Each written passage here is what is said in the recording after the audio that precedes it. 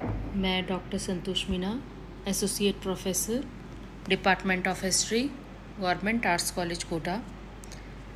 आज के इस व्याख्यान में हम विश्व का इतिहास का एक प्रमुख टॉपिक लेंगे, अमेरिका का स्वतंत्रता संग्राम। अमेरिका का स्वतंत्रता संग्राम पढ़ने से पहले हम उसकी ऐतिहासिक पृष्ठभूमि पर कुछ चर्चा करेंगे। ऐतिहासिक पृष्ठभूमि में सर्वप्रथम हम देखेंगे कि अमेरिका की खोज सर्वप्रथम जो है वो कोलंबस ने की थी। उसको श्रेय जो है वो कोलंबस को जाता है। यद्यपि उसे ज्ञात नहीं था कि उसने एक नई दुनिया की खोज की है। वह यही समझता रहा कि वह जो है पूर्वी द्वीप समूह का एक क्षेत्र है। कोलंबस की मृत्यु के बाद एक अन्य इटालियन अमेरिगो ने इस तथ्य को प्रकाश में लाया कि यह एशिया का क्षेत्र नहीं अपितु नई दुनिया है, और इस नई दुनिया का नाम जो है वो उसके नाम से अमेरिका पड़ा। नई दुनिया में उपनिवेश स्थापित करने वाला पहला देश जो है वो स्पेन था।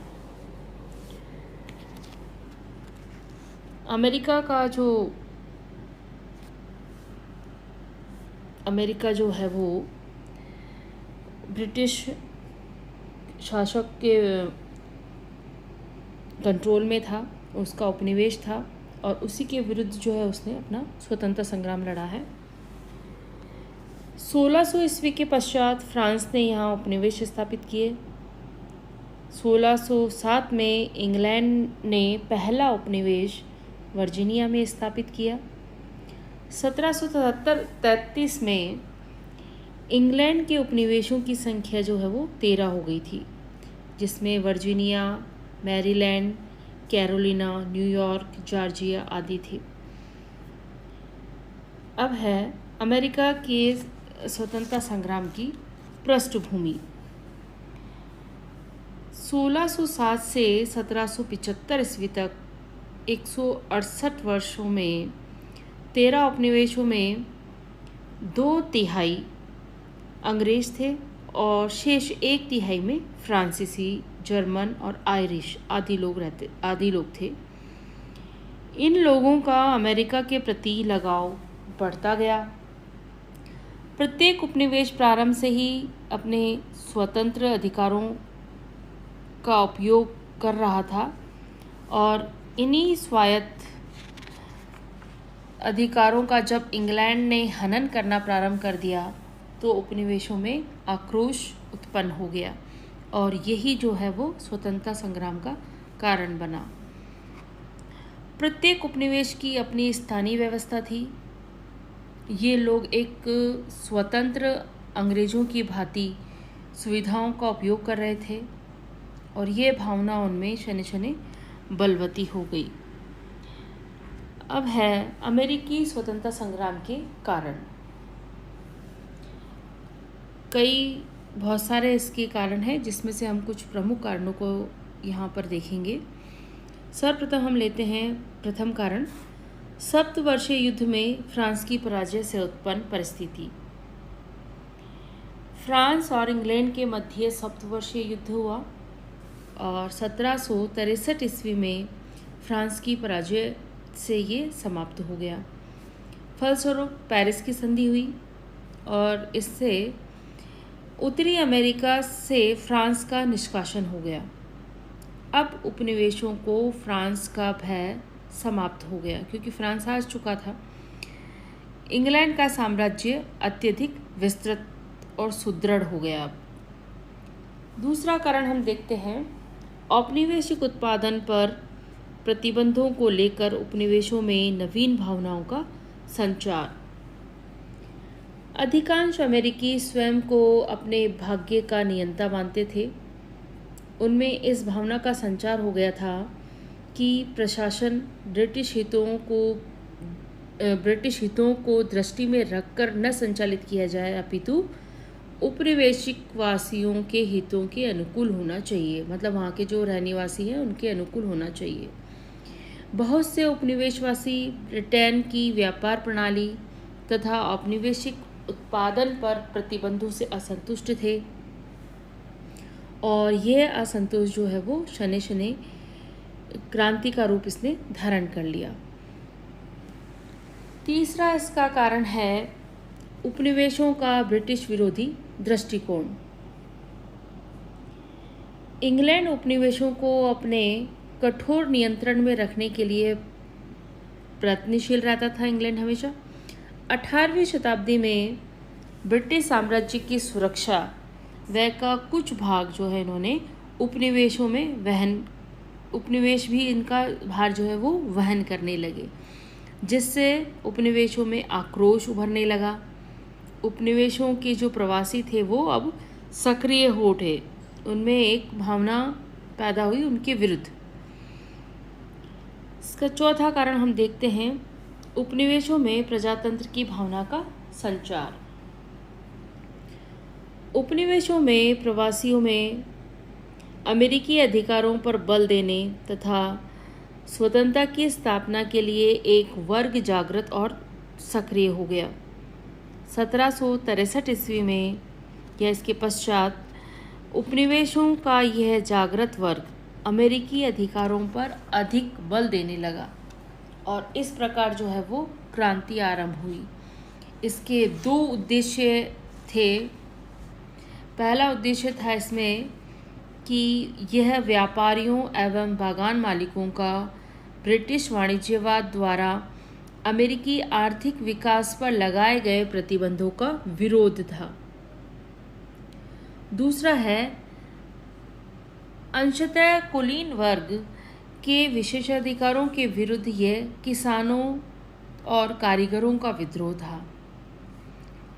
ये दोनों आंदोलन भिन्न भिन्न दिशाओं में प्रभावी बन रहे थे। संपूर्ण अमेरिकी क्रांति के दौर में उपनिवेशों के अंदर उच्च वर्ग और प्रजातंत्र समर्थकों के मध्य संघर्ष होता रहता था।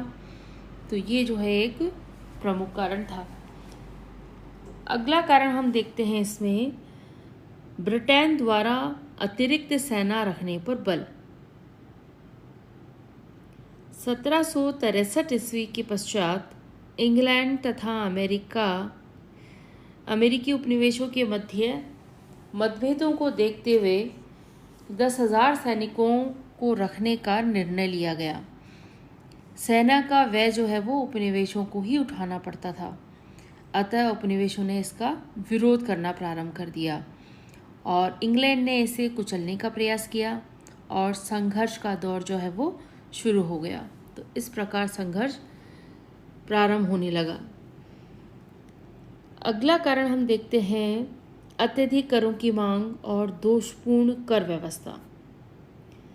1764 ईस्वी में औपनिवेशिक आयातों पर चूंगी लगा दी गई। जो माल बाहर से आता था उस पर चूंगी लगा दी गई। 1765 में स्टाम्प एक्ट पारित करके सभी कानून तथा व्यावसायिक कागज समाचार पत्रों पर रसीदी टिकट लगाना अनिवार्य कर दिया गया।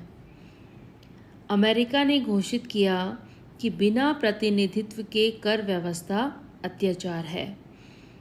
अमेरिकियों ने विरोध में ब्रिटिश सामानों का आयात करना बंद कर दिया, जिससे क्या होगा, ब्रिटिश व्यापारियों को क्षति होने लगी और अंत में 1766 ईस्वी में स्टाम्प एक्ट जो है उन्होंने रद्द कर दिया।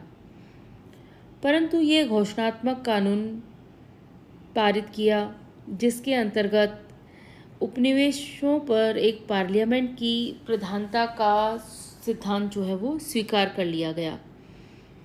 1767 में नई चूंगियां लगाई गई और इससे जो है वो पुनः रोष उत्पन्न हो गया।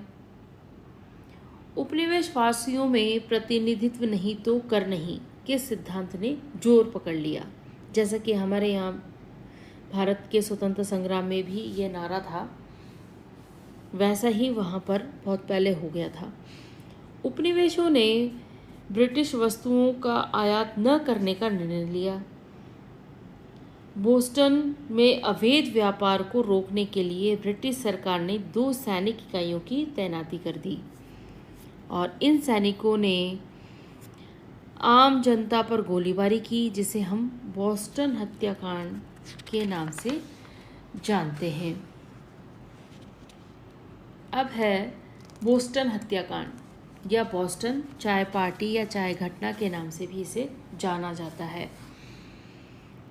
1770 ईस्वी में एक संघर्ष के दौरान ब्रिटिश सैनिकों ने भीड़ को नियंत्रित करते हुए गोली चला दी, जिसमें 5 अमेरिकी मारे गए। सभी उपनिवेशवासियों ने इसका कड़ा विरोध किया। यही घटना बोस्टन हत्याकांड कहलाती है। इससे उपनिवेशवासियों में इंग्लैंड के प्रति घृणा और क्रोध की भावना पैदा हो गई, जिससे कालांतर में व्यापक संघर्ष का सूत्रपात हुआ। 1773 ईस्वी में ईस्ट इंडिया कंपनी को चाय बेचने की उपनिवेशों में छूट दे दी गई। चाय के बाजार पर ईस्ट इंडिया कंपनी के बढ़ते एकाधिकार से अमेरिकी क्रोधित हो उठे। ईस्ट इंडिया कंपनी की चाय सस्ती पड़ती थी, जबकि अमेरिकी व्यापार जो चाय अन्यत्र स्थानों से लाते थे वो महंगी पड़ती थी। अतः अमेरिकी बहुत गुस्सा थे। जब चाय से भरे जहाज अमेरिका पहुँचे तो बोस्टन में चाय उतारने पर ब्रिटिश अधिकारी दृढ़ थे, उन्हें उतारना था। तो आज़ादी के बेटे नामक संगठन के सदस्यों ने आक्रोश व्यक्त करते हुए चाय के सभी डब्बे जो है वो समुद्र में बहा दिए। इसे बोस्टन चाय घटना के नाम से इतिहास में जाना जाता है। इसका अंतिम कारण है ब्रिटिश सरकार का दमन चक्र। बोस्टन चाय घटना से इंग्लैंड की सरकार जो है वो क्रुद्ध हो गई, नाराज़ हो गई। उन्होंने 1774 में 4 दमनात्मक कानून पारित किए। कानून इस प्रकार थे कि जब तक चाय से हुई क्षति की पूर्ति न की जाए तब तक बोस्टन बंदरगाह बंद रहेगा। राजनीतिक एवं वैधानिक व्यवस्था में गवर्नर के अधिकारों में वृद्धि कर दी गई। कवर्तनिक एक्ट पारित करके उपनिवेशों में खाली मकानों एवं सरायों में सैनिकों को ठहराने का आदेश, उपनिवेशवासियों को सभा करने, संगठन बनाने, विचार अभिव्यक्त करने पर प्रतिबंध लगा दिया गया और इन कानूनों से अमेरिकियों में क्रोध उत्पन्न हो गया। तो इस प्रकार ये प्रमुख कारण थे अमेरिकी स्वतंत्रता संग्राम के। अगले उसमें हम पढ़ेंगे इसके क्या परिणाम रहे और इसका क्या महत्व है। धन्यवाद।